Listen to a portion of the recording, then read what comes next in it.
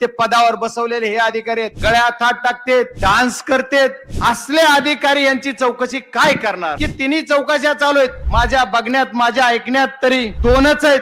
सतीश माने शिंदे या वकील साहेबांना सुद्धा शासनानं नेमलं पाहिजे, नाही नेमलं तर खासदार या नात्याने त्याच्यात त्यांची फीस भरून त्याचे जर व्हाईस सॅम्पल तुम्हाला तपासण्यासाठी 34 दिवस लागत असले तर किती फास्ट यंत्रणा म्हणलं पाहिजे. एवढंच ना तर या खंडाणीखोराला ईडीची नोटीस आली माग. आजपर्यंत ईडीनं काय केलं? तुमच्या इकडे सुद्धा विंडमिल होत्या परंड्याला वगैरे, तिथं सुद्धा वसुली यांचीच.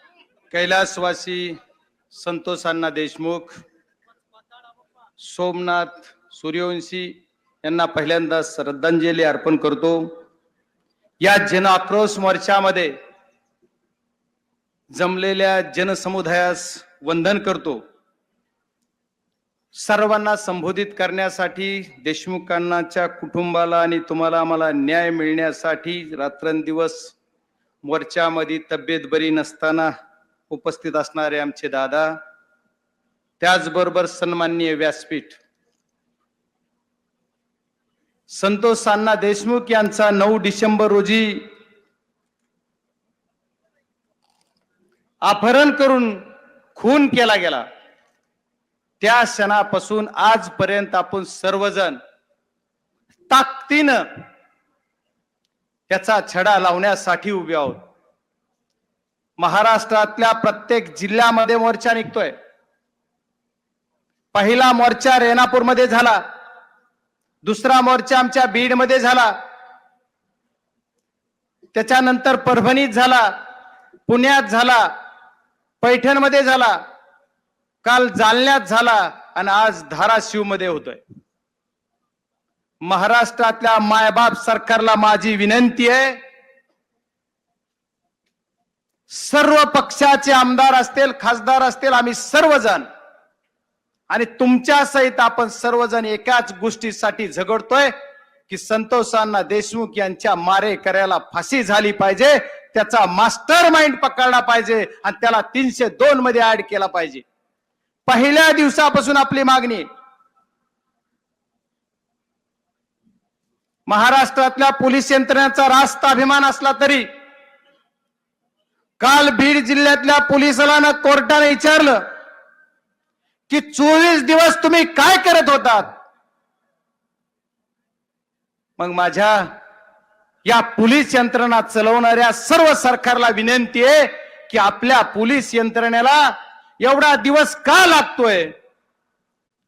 यांचा मर्डर झाला, किडनॅपिंग झालं, त्याला आज किती दिवस उलटलेत ही जर मोजता मोजता तुम्हाला बघत गेलात तर आज जवळपास 35 दिवस या घटनेला झालेले आहेत.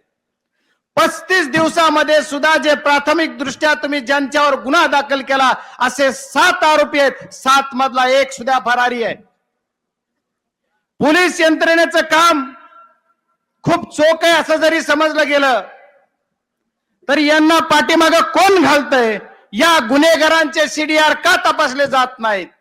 पहिल्या दिवसापासून आमची मागणी आहे की याचा मास्टर माइंड कोण आहे? या 7 आरोपीला पकडून चालणार नाही, या 7 आरोपीवर गुन्हा लावून चालणार नाही. तर याचा मास्टर माइंड जो कोण आहे याला याच्यात घातलं पाहिजे आणि मास्टर माइंडला अटक झाली पाहिजे, त्याला 302 मध्ये दाखल केलं पाहिजे, तरच तुमच्या आमच्या सर्वांच्या मागणीला यश आलं असं समजलं जाईल. मायबाप सरकारला सुद्धा माझी विनंती आहे, तुम्ही एसआयटी नेमली, एसआयटी मध्ये 9 लोक घेतले, ते बीड जिल्ह्यातले, एकच अधिकारी बाहेरचा आहे. परत एक स्टेटमेंट बघितलं गेलं की 2 अधिकारी काढले. कोण काढले ते आणखी काही दुसरी ऑर्डर मला बघायला मिळाली नाही. पण एसआयटी मध्ये तुम्ही बीड जिल्ह्यामधले जे अधिकारी घेतले ते अधिकारी कोण आहेत? तर या खंडणीखोर जो आरोपी मध्ये बसलाय त्यानेच या पदावर बसले, त्याच्यावरच्या नेत्याच्या साह्यानं ते पदावर बसवलेले हे अधिकारी आहेत. गळ्यात हात टाकतेत, डान्स करतेत, असले अधिकारी यांची चौकशी काय करणार? तर आमचं म्हणणं आहे की या अधिकाऱ्याला त्याच्यातून बाहेर काढा. न्यायालयीन चौकशी केली जाईल म्हणलात, न्यायालयीन चौकशीचं काय? आणखी न्यायालयीन चौकशी काल कुणीतरी एक स्टेटमेंट केलं मुख्यमंत्र्यांनी की उपमुख्यमंत्र्यांनी की तिन्ही चौकशा चालू आहेत. माझ्या बघण्यात माझ्या ऐकण्यात तरी दोनच आहेत. न्यायालयीन चौकशी कुठे आहे? न्यायालयीन चौकशी सुद्धा नाही. आणि अण्णा आपण मुख्यमंत्र्याला भेटा गेलात, मुख्यमंत्र्यांनी सांगितलं की सरकारी वकील म्हणून उज्ज्वल निकम साहेबांची नियुक्ती करण्यासाठी मी त्यांना विचारलंय. मग आता कधी नेमणार आहेत?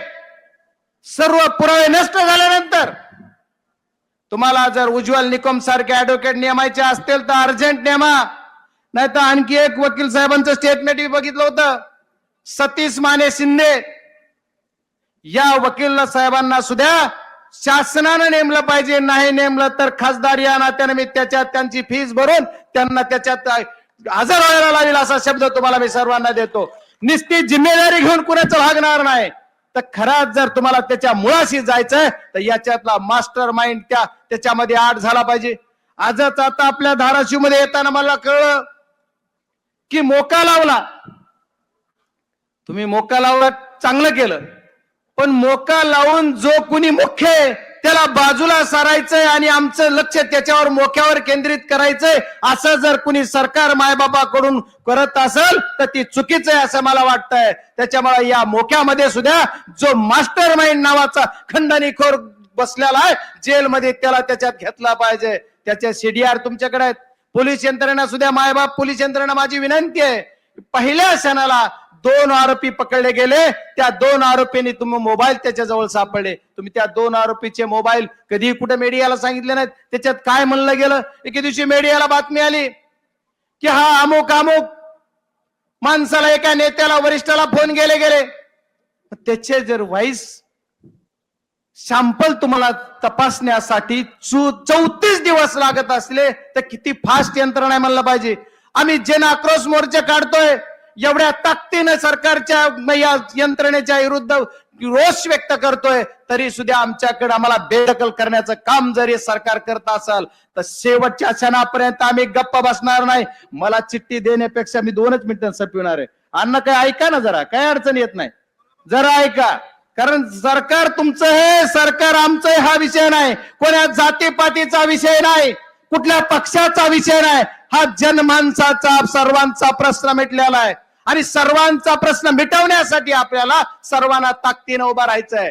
कारण याची कारण असं आहे की या सर्व गोष्टी करत असताना तुम्ही आम्ही जर ताकदीने शेवटच्या क्षणापर्यंत उभारलो तरच न्याय मिळणार आहे. याचं कारण असं आहे की या सर्व गोष्टी करताना या खंडणीखोरावर मागच्या काळातच गुन्हा दाखल झाला. कारण मला हा जिल्हा, धाराशिव जिल्हा आम्हाला खेटून आहे आणि माझ्या जिल्ह्याची बॉर्डर तुमच्यापर्यंत आहे. या आमच्या गुन्ह्याचं लोन तुमच्या जिल्ह्यात पण आहे, म्हणून मला काही थोडं विस्तृत सांगावं लागतंय. कारण या जिल्ह्याचं मी पहिली बाईट दिली त्या दिवशी सांगितलं होतं याचं कनेक्शन धाराशिवची जुळलंय का, काही पुण्याची जुळलंय का हे बघा. तसंच झालं. अण्णा तुम्ही आता नावं घेताय लोकांचे, ते लोक सुद्धा धाराशिव मधले आहेत, कुणी पुण्यातले. मग पुण्यातच हे सर्व आरोपी पकडले जातात. त्याच दिवशी पोलिसांनी जर दखल घेतली असती तर असं झालं नसतं. या पोलीस यंत्रणेनं त्याच दिवशी, ज्या दिवशी 28/5/2024 ला गुन्हा नोंद झाला त्यावेळेस पासून काय केलं? एवढंच ना तर या खंडणीखोराला ईडीची नोटीस आली माग. आजपर्यंत ईडीनं काय केलं?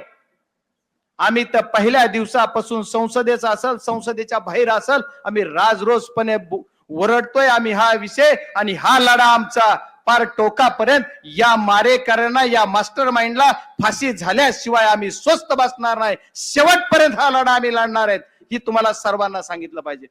मागच्या काळामध्ये याने खंडणीखोर आहेत, याचा गुन्हा आज मोक्याशी निगडीत नाही का, असं जर का पोलीस यंत्रणेला वाटत असेल तर यांना अटक का केली?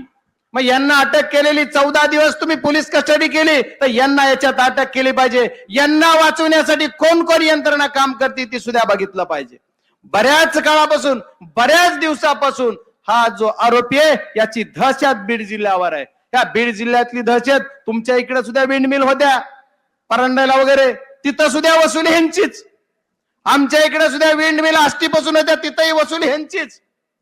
फक्त ह्याच्यात काय आहे, आमच्या संतोष अण्णा देशमुख यांचा बळी गेला. एवढा आमचा चांगला एक सरपंच एवढा सोजळ असा सरपंच आमच्यातून गेला, आमच्या कुटुंबातून गेला, त्याचं दुःख आम्हाला आहे.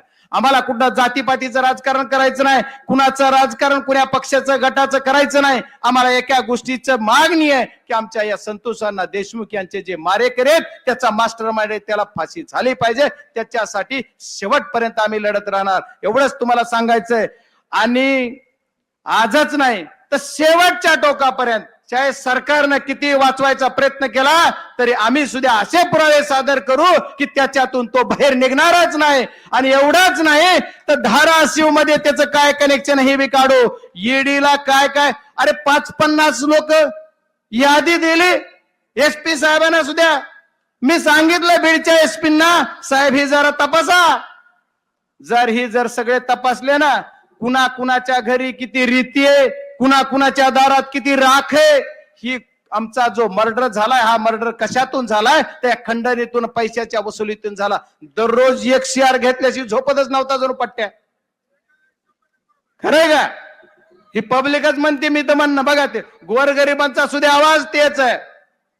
एवढी जर खंडणी खोर असेल त्याचा त्रास काय आम्हाला माहित आहे. आणि कुणीतरी फोटो दाखवताय, कुणीतरी म्हणते ह्यांचे फोन आहेत. अरे फोटो दाखवायला सर्वांबरोबर सर्वांनी काम केलंय, सर्वांचे फोटो असतील, फोटोपेक्षा सर्वांच्या चौकशीला सर्वांना बोलवा आणि ज्याचं दूध का दुधावर पाणी का पाणी एकदा होऊन जाऊ द्या. अरे ज्यांच्या बरोबर सगळं काही खेळ आहे त्यांचं बघा. एखाद्याचा फोटो दाखवून दुसऱ्याचा काय करणार? सुरेश अण्णाचा फोटो, बजरंग सोनवणेचा फोटो, पवार साहेबाचा फोटो, फडणवीस साहेबाचा फोटो, आणखी काय नोट त्यांचे नाव घेतील तेवढ्याचे फोटो, हे बाकीचं जाऊ द्या. मी एकच तुम्हाला सर्वांना विनंती करणार आहे, संतोष अण्णा देशमुख यांच्या मारेकऱ्याला फाशी झाल्याशिवाय तुम्ही आम्ही कधीही मागे हटायचं नाही. साथ देणार का? हात वर करून सांगा सगळे. धन्यवाद. शिव छत्रपती संभाजी महाराज शिवाजी महाराजांचा खूप खूप धन्यवाद.